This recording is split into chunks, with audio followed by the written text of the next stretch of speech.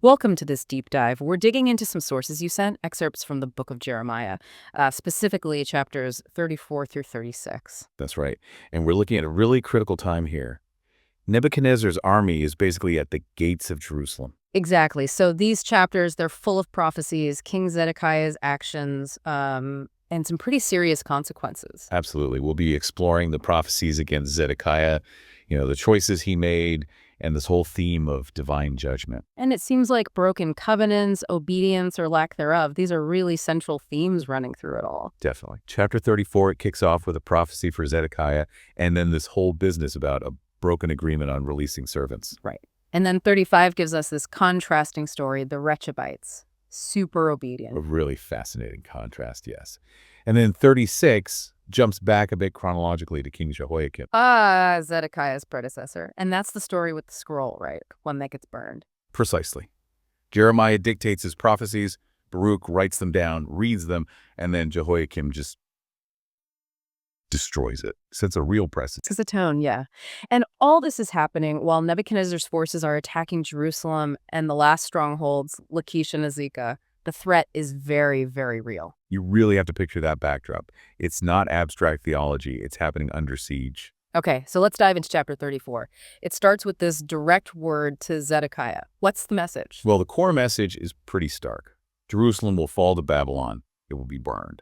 That part's unavoidable. Okay, grim prediction for the city and for Zedekiah himself. You won't escape capture. He's going to be taken to Babylon, see Nebuchadnezzar face to face. Right, captured. Huh. But I seem to remember there's a slight twist for him personally, something less harsh.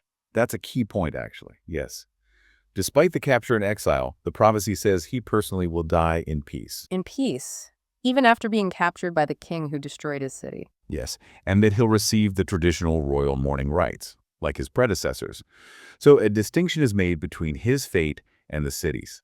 Interesting. Okay, then the focus shifts within the chapter to this covenant Zedekiah makes. What was that all about? So facing this crisis, Zedekiah gets the people in Jerusalem to make a solemn promise, a covenant. A covenant to do what? To release all their Hebrew servants, both men and women, basically to stop enslaving their own people during this desperate time. And a covenant in this context, it's more than just a pinky swear, right? It's serious. Oh, absolutely. It's a deeply religious and binding pact. Scenes being made before God carrying huge weight. And did they follow through initially? They did. The text says the officials, the people, they all agreed, and they actually freed their servants. So a moment of maybe clarity or desperation. Perhaps both. It looked like unity, maybe an attempt to get right with God, given the circumstances. There's always a but, it seems. But it didn't last. In a really disappointing reversal, they went back on their word. What? They just took the servants back. Exactly. They re-enslaved the very people they had just freed, brought them back into bondage. Wow. That seems incredibly cynical. Or maybe just weak. It suggests the commitment wasn't very deep, maybe. Like the immediate cost or inconvenience outweighed that initial burst of piety. Really says something about how easily promises can crumble. And you can guess the Lord's reaction wasn't positive. Not at all. The response is immediate and sharp. He reminds them of the original law, the covenant from the time of the Exodus. It's about freeing servants after 6 years. That one. That's the one. He points out how their ancestors failed to keep that covenant, and now they've made this big show of doing right, only to immediately violate it.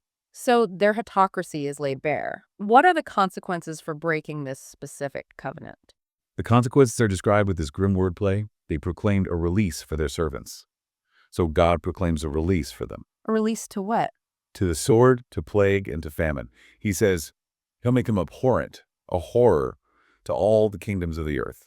That's terrifying language. And there's that image of the calf cut in two. What's that about? Right, that refers to an ancient covenant ritual. You'd cut an animal in pieces, and the parties making the pact would walk between them. What did that signify?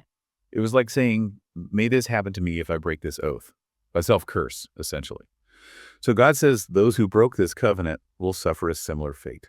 Their bodies given over to their enemies. Food for birds. Exactly. A gruesome fate, mirroring the divided animal, showing just how seriously God viewed the broken promise. And this judgment includes Zedekiah and his officials specifically. They aren't getting off the hook. No, definitely not. The prophecy circles back to them explicitly. They too will be handed over to their enemies, to the Babylonians. Even though the Babylonians had maybe pulled back temporarily at some point? Yes, the text mentions a temporary withdrawal, but assures them the Babylonians will return, capture Jerusalem, burn it, and leave Judah desolate. The broken covenant seals it. Okay, chapter 34 is pretty heavy. Then chapter 35 shifts gears completely. The Rechabites. Yes, it's a deliberate contrast. While Judah's leadership is failing so badly, here's this story of incredible faithfulness. And this story takes place earlier, under Jehoiakim. Right, under Zedekiah's predecessor, which just emphasizes that Judah's disobedience wasn't a new problem. It provides that historical depth. So remind us, who were the Rechabites? And what's this test Jeremiah gives them? They were a distinct clan, almost nomadic, who followed very specific rules set down centuries earlier by their ancestor, Jonadab, son of Rechab. And the test. Jeremiah, instructed by God, brings them into the temple area, into one of the side rooms, and sets out wine, telling them to drink. This was likely during a public fast day, adding another layer to it. And how do they respond? I mean, it's the prophet telling them. They flat out refuse, not just politely, but firmly. On what grounds? They cite Jonadab's commands. Never drink wine, don't build houses, don't plant crops or vineyards, live in tents. That's their identity. And they stuck to this for generations. They state very clearly, we have obeyed the command of Jonadab, our father, in all things, their whole lives. Even now, when they'd been forced into Jerusalem by the invading armies, that didn't make them compromise. No, that's a crucial detail. They saw refuge in the city because of the Babylonian and Aramean threat, but they didn't abandon their principles because of the crisis. Their commitment held fast. Which then becomes a setup for a major rebuke of Judah, I assume. Exactly. God uses them as Exhibit A. He says, look at the Rechabites. They obey the commands of their human ancestor. But you, he says to Judah. But you haven't listened to me, your God, even though I've spoken to you constantly, sending my prophets again and again. The contrast is painful. Their obedience highlights Judah's disobedience. Yeah. And the result for Judah, as we know from chapter 34, is disaster. God confirms he's bringing all the calamity he pronounced against them because they refuse to listen or obey. But the Rechabites receive a promise, don't they? A blessing for their faithfulness. Yes, a very specific and significant blessing. Because of their obedience, God promises that Jonadab, son of Rechab, will never fail to have a descendant standing before him. Wow. So continuity, service, presence before God, a powerful reward. An enduring legacy promised, directly contrasted with the destruction facing Judah. Obedience leads to blessing, disobedience to judgment. It's stark. Okay, that contrast is clear. Now let's turn to chapter 36. We jump back again to King Jehoiakim's time. Why put this chapter here? I think it's placed here to give vital context. It shows that the kind of defiance Zedekiah showed wasn't new. It demonstrates this long-standing pattern of rejecting Jeremiah's message from the very top. So it establishes the background for Zedekiah's reign and the final fall. Precisely. It shows the consistency of the prophecy and the consistency of the rejection. We're seeing the roots of the final disaster. So what happens in Jehoiakim's 4th year? God tells Jeremiah to do something specific with his prophecies. Yes. He tells Jeremiah to get a scroll and write down everything he's prophesied against Israel, Judah, other nations, from the very beginning of his ministry until that day. What was the purpose of writing it all down? The stated hope was that when the house of Judah heard the sum total of the disaster God planned for them, maybe, just maybe, they would turn from their evil ways and God could forgive them. One last comprehensive warning. But Jeremiah couldn't deliver this himself. He was restricted somehow. Yeah, the text says he was barred from entering the temple. We don't know exactly why, maybe persona non grata after years of critical prophecies. So he needs help. Enter Baruch. Right. Baruch, son of Neriah, his scribe and loyal companion. Jeremiah dictates, Baruch writes, every word the Lord has spoken. And then Baruch is tasked with the public reading. Yes, Jeremiah instructs him. Go to the temple on a fast day when crowds are there from the city and surrounding towns and read the scroll aloud. The goal being maximum exposure, maximum impact. Exactly. Let everyone hear it. Maybe their collective pleas might reach God. Maybe they'd repent.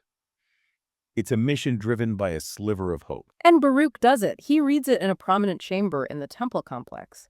How does word get to the king? A man named Micaiah hears Baruch reading. He immediately goes down to the palace, to the scribe's chamber where all the officials are meeting. And tells them what he heard. Tells them everything. All the words from the scroll. How did the officials react? Were they dismissive like the king later was? No, interestingly, their first reaction was fear.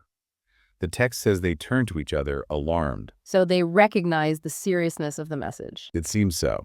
They decide they must tell the king. But they also have the foresight to warn Baruch. What do they tell him? You and Jeremiah, go hide. Don't let anyone know where you are. They clearly anticipated the king's reaction wouldn't be good. Smart move. So the scroll gets taken to King Jehoiakim. He's in his winter palace. Yes, sitting by a charcoal brazier for warmth. And an official named Jehudi starts reading the scroll to him. And this is where the infamous scene happens. It really is shocking. As Jehudi reads, maybe 3 or 4 columns at a time, the king takes the scribe's knife. The knife used for sharpening reed pens. Probably, yeah. He takes that knife, cuts off the section that was just read, And just throws it in the fire. throws it right into the brazier. Yeah. And continues doing this, piece by piece, until the entire scroll is ashes. It's such a visceral image of rejection, not just ignoring it, but actively destroying it. It's the ultimate act of contempt for the message and the messenger, and ultimately for God himself. What about the people around him, his attendants, the officials? Did they react? That's almost as shocking. The text explicitly says the king and his servants showed no fear. They didn't tear their clothes, which was the customary sign of grief or alarm upon hearing bad news or blasphemy. Nothing. Just watched it burn. Well, a few officials, Elnathan, Delaiah, Gemariah, actually pleaded with the king not to burn the scroll. But he ignored them. Completely ignored them. And then, to top it off, he orders his men to arrest Baruch and Jeremiah. But they'd already gone into hiding. Yes. The text simply says, but the Lord hid them. Divine protection. So Jehoiakim thinks he's destroyed the message by destroying the scroll, but that's not the end of it, is it? Not by a long shot. God immediately tells Jeremiah, take another scroll. And rewrite everything. Rewrite everything that was on the first scroll, the one Jehoiakim burned. And then God adds something significant. What's that? He tells Jeremiah, and add many similar words to it. The message isn't just restored, it's potentially expanded, reinforced. You can't destroy God's word that easily. And Jehoiakim faces specific consequences for this act of defiance. Oh, yes. A direct judgment is pronounced. Because he burned the scroll, Jehoiakim will have no descendant to sit on David's throne. End of his line on the throne. Anything else? His dead body will be thrown out, exposed to the elements, day and night. A dishonorable end.